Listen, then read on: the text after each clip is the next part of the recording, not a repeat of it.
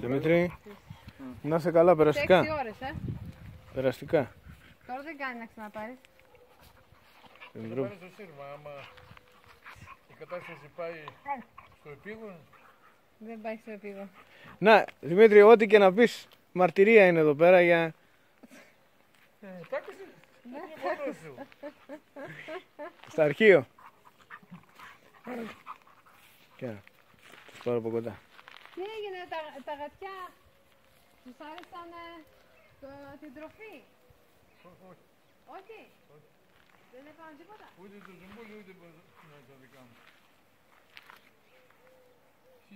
Τι έκανες, πέρυσι? Πήρα από το γερμανικό, Lidl. Σήμερα. Άμα είσαι και εσύ από εντάξει επικοινωνία και πάρεις μαγαζί. Ξέρω, αλλά δεν Μπάνε δυο σακιά. ξέρω, σήμερα όμως δεν βόλεψα. Δεν μπορεί. Αλλά εντάξει, το τρώνε τώρα, τους αρέσει. Τζακ. Άμα τα κόβρανε πώς είναι, βρωμά, μαλακά. Όχι, κάνουμε μετά.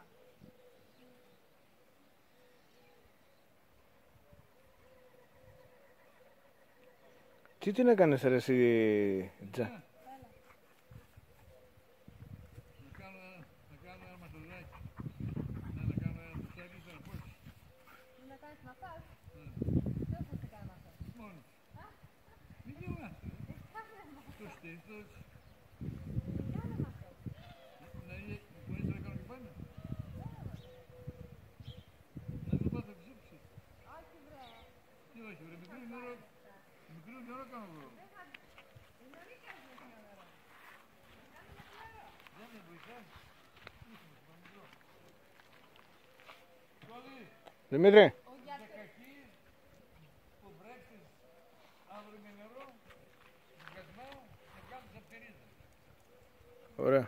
Όσο μεγαλώνουν είναι επικίνδυνο. Τη μηχανή δεν θα κόβουν. Τι είναι μια μηχανή? Μάγια.